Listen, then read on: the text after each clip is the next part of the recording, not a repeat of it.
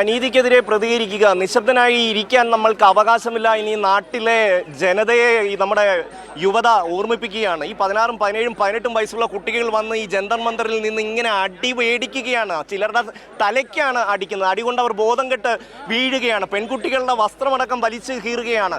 ഇതെന്ത് ജനാധിപത്യമാണ് എന്ന ഒരു വലിയ ചോദ്യം ഈ സമൂഹത്തിന് മുന്നിൽ ഉയർന്നു. അതിൻ്റെ തുടർച്ചയാണ് ഒരുപക്ഷെ ദില്ലിയിൽ ഉണ്ടായിട്ടുള്ള ആ വലിയ മർദ്ദനത്തിൻ്റെ തുടർച്ചയാണ് രാജ്യത്തിൻ്റെ എല്ലാ ഭാഗങ്ങളിലേക്കും ഈ സമരം പടർന്നത്. നമ്മൾ അധികം ശ്രദ്ധിക്കാതെ പോയതുകൊണ്ടാണ്. പാറ്റ്നയിലടക്കം അതിശക്തമായ സമരം ഉയർന്നു വന്നു. മഹാരാഷ്ട്രയിൽ, മറ്റ് സംസ്ഥാനങ്ങളിൽ, തെലങ്കാനയിലടക്കം വലിയ പ്രതിഷേധം ഈ ഒരു വിദ്യാർത്ഥി മർദ്ദനത്തിനെതിരായി ഉയർന്നു വന്നു. കേന്ദ്രമന്ത്രി രാജിവെക്കണമെന്ന വികാരം രാജ്യം മുഴുവൻ അലയടിക്കുന്ന ഒരു കാഴ്ചയിലേക്ക് അങ്ങനെയാണ് കേന്ദ്ര സർക്കാർ മുട്ടുമടക്കുന്നത്. നമ്മൾ വിചാരിക്കുന്ന പോലെ ധർമ്മേന്ദ്ര പ്രധാനെ വെറുതെ അങ്ങ് കൈവിടുകയല്ല ചെയ്തത്. കാരണം RSSന്, സംഘപരിവാറിന് അത്രമാത്രം വേണ്ടപ്പെട്ടയാളാണ് ധർമ്മേന്ദ്ര പ്രധാൻ എന്ന വസ്തുത നമ്മൾ നിലനിൽക്കുന്നു. ഒരുപക്ഷെ BJPക്ക് എത്തി നോക്കാൻ കഴിയാതിരുന്ന ഒറീസയിൽ അവർക്ക് അധികാരം വാങ്ങിക്കൊടുക്കുന്നതിൽ ഏറ്റവും നിർണായകമായ പങ്കുവഹിച്ച ഒരു വ്യക്തി കൂടിയാണ് ധർമ്മേന്ദ്ര പ്രധാൻ എന്നുള്ള യാഥാർത്ഥ്യം നമ്മൾ ഓർക്കണം. അതുമാത്രവുമല്ല, അദ്ദേഹം ഗ്രഹാം സ്റ്റെയിൻസിനെ ചുട്ടുകൊന്ന ഒരു നാട്ടിലെ ബജ്രംഗ് ദളിന്റെ നേതാവായി ഉയർന്നു വന്ന ഒരാളാണ്. സംഘപരിവാറിന്റെ ആശയത്തോട് അത്രമാത്രം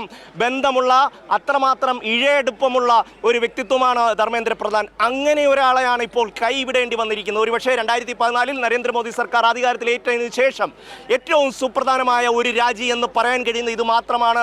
ഒരുപക്ഷെ കോവിഡിൻ്റെ സമയത്ത് ഹർഷവർദ്ധൻ സ്വയം രാജിവെച്ച് പോയിട്ടുണ്ടാകാം. അദ്ദേഹം മാത്രമാണ് ആ രീതിയിൽ പോയിട്ടുള്ളത്. പക്ഷേ ബാക്കിയുള്ള കാര്യങ്ങൾ എടുത്ത് പരിശോധന എത്ര വലിയ പ്രതിരോധം സർക്കാരിനെതിരെ ജനങ്ങൾ ഉയർത്തിക്കൊണ്ടുവന്നാൽ, കർഷക സമരം നമുക്കറിയാം. ട്രാക്ടർ കയറ്റി ഒരു മന്ത്രിയുടെ പുത്രൻ എത്ര കർഷകരെ കൊലപ്പെടുത്തി. അന്ന് പോലും ഒരു മന്ത്രിയെയും കൈവിടാൻ ഈ ഗവൺമെൻറ് BJP തയ്യാറായിട്ടില്ല.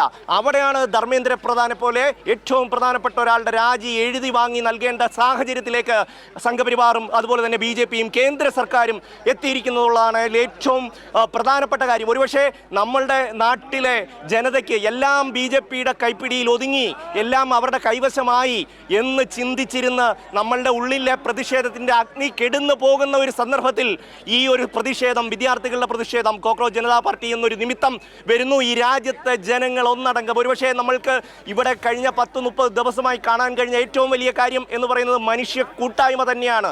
അതിലേറ്റവും പ്രധാനം ഈ പറയുന്ന ഇൻക്ലാബ് സിന്ദാബാദും ജയ് ശ്രീറാമും ജയ് അംബേദ്കറും ജയ് ഹിന്ദും എല്ലാം ഇവിടെ പല കോണുകളിൽ നിന്ന് മുഴങ്ങുന്ന ഒരു കാഴ്ച.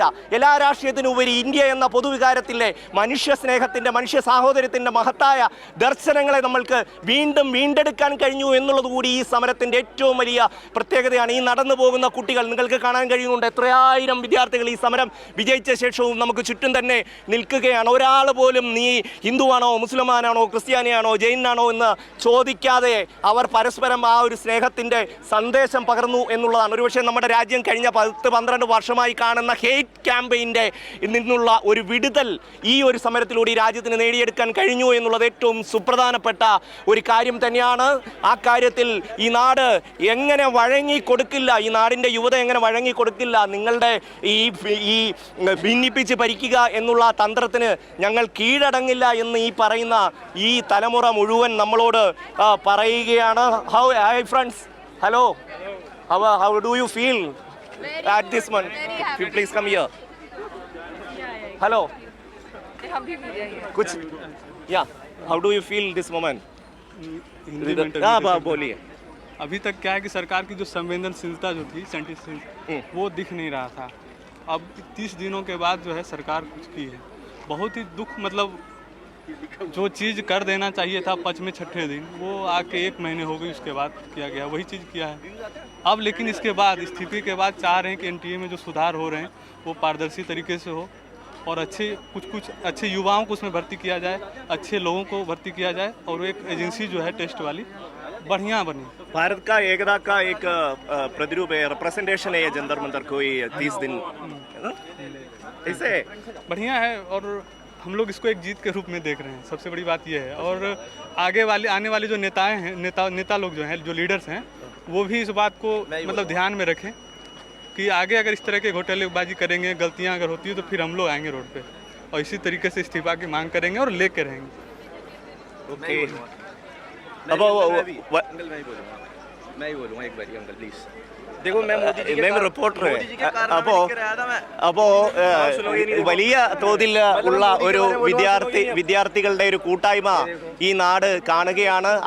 ആ കൂട്ടായ്മ എങ്ങനെയാണ് രൂപപ്പെട്ടത് എന്ന് ചോദിച്ചാൽ രാജ്യത്തെ മനുഷ്യന്റെ ഉള്ളിൽ അടങ്ങി കിടന്നിരുന്ന അല്ലെങ്കിൽ അവർ അടിച്ചമർത്തി വെച്ചിരുന്ന ആ വികാരം, ഈ സർക്കാരിനെതിരായ ഒരു വികാരം, തങ്ങളുടെ എല്ലാ സംവിധാനങ്ങളും നഷ്ടമാകുന്നു എന്ന പൊതുബോധം, വിദ്യാർത്ഥികളുടെ നീറ്റ് പരീക്ഷയ്ക്ക് 25 ലക്ഷം വിദ്യാർത്ഥികൾ എഴുതുന്ന നീറ്റ് പരീക്ഷയുടെ ചോദ്യപേപ്പർ കരിഞ്ചന്തയിൽ 30 ലക്ഷം 40 ലക്ഷം കൊടുത്ത് വാങ്ങാൻ കിട്ടുന്നു എന്ന ദയനീയമായ അവസ്ഥ, ഈ പറയുന്ന NDA എന്ന് പറയുന്ന സ്ഥാപനത്തിൽ ഒരു സ്ഥിരം ജീവനക്കാരനെ പോലും നിയമിച്ചിട്ടില്ല എന്ന യാഥാർത്ഥ്യമടക്കം കഴിഞ്ഞ ദിവസം ഡോക്ടർ ശിവദാസൻ MP കൊടുത്ത ചോദ്യത്തിന് ഉത്തരമായി പാർലമെന്റിൽ നിന്ന് പുറത്തു വരികയാണ്. ആ രീതിയിൽ നമ്മുടെ രാജ്യത്തിൻ്റെ എല്ലാ സംവിധാനങ്ങളെയും ഇല്ലാതാക്കുന്ന തലങ്ങളിൽ നിൽക്കുന്നതിൽ നിന്നൊരു തിരിച്ചുവരവിൻ്റെ വലിയ സൂചന തന്നെയാണ് നമ്മൾക്ക് ഈ ജന്തർ മന്ദറിൽ കഴിഞ്ഞ 30-35 ദിവസമായി കാണാൻ കഴിഞ്ഞത്.